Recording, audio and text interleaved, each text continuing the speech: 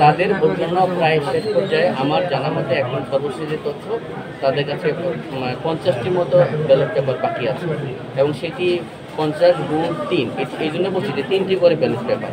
তাহলে এটি গণনা হয়ে গেলে আমার ধারণা যে আধা ঘন্টার বেশি সময় হয়তো লাগবে না, তারপরে আমরা সবগুলো কেন্দ্রেরই ফলাফল পেয়ে যাব। আর আপনারা আরও জানেন যে যেহেতু দেশবাসী সকলেরই আগ্রহ যে এত দেরি কেন। যুক্তরাষ্ট্রের 1 নম্বর জিম চেইন গোল্ডস জিম এখন আবারও বাংলাদেশে।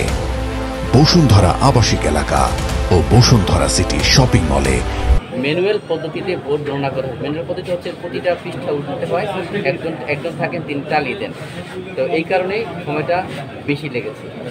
স্যার, আমরা আশা করি কতক্ষণ মধ্যে আমরা রেজাল্টটা পাবো? আধা ঘন্টার মধ্যে সবগুলো কেন্দ্রে ফলাফল নির্বাচন কমিশন পেয়ে যাবে। কমিশন পেয়ে গেলে যে অন্যান্য যে আনুষ্ঠানিকতা, সবগুলো ফলাফলকে একসঙ্গে যোগ করে যে রেজাল্ট শিট তৈরি করা, সেটিও কিন্তু প্যারালাল চলছে, সেটিও শেষ। সর্বশেষ কেন্দ্রে ফলাফলটি দিলে সেটি যখন ওখানে ইনপুট দিবে, তখন আমরা সবগুলো কেন্দ্রে ফলাফল একসঙ্গে পেয়ে যাবো হাতে। সেটি অল্প 50টির মতো ব্যালট বাকি আছে, 50 × 3, 3টে করে ব্যালট পেপার। ফলাফল আনুষ্ঠানিকভাবে ঘোষণা কখন করা হবে? আধা ঘন্টার মধ্যে পেয়ে গেলে। আমি নির্বাচন কমিশনের একটি এখন জরুরি তাদের সভা চলছে, যে তারা কখন ঘোষণা করবেন। আমি যেটা জানতে পেরেছি যে তারা যত দ্রুত সম্ভব বিশ্বকবি রবীন্দ্রনাথ ঠাকুর হলের ফলাফলটি হাতে পেলে তারা সেটির জন্য ওয়েট করছে।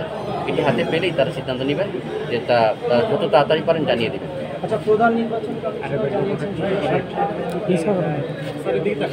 এটি 7টার দিকে যদি উনি বলে থাকেন, সেটি কখন বলেছেন, কী অবস্থা সেটা আমি জানি না। কিন্তু আমি যেটা বললাম যে এই সর্বশেষ যে তথ্য আমি যে দেখে এসেছি, সেই দেখা থেকেই বললাম। স্যার, একটু আগে কিন্তু বিসি স্যার বলছে যে সন্ধ্যা 7টার মধ্যে আপনার রেজাল্ট প্রকাশ করা হবে। কোন প্রেক্ষাপটে বলছে সেটা আমি জানি না। আপনারা জানতে চাচ্ছেন যে সর্বশেষ অবস্থা কি? সর্বশেষ অবস্থা আমি বললাম। Thank you.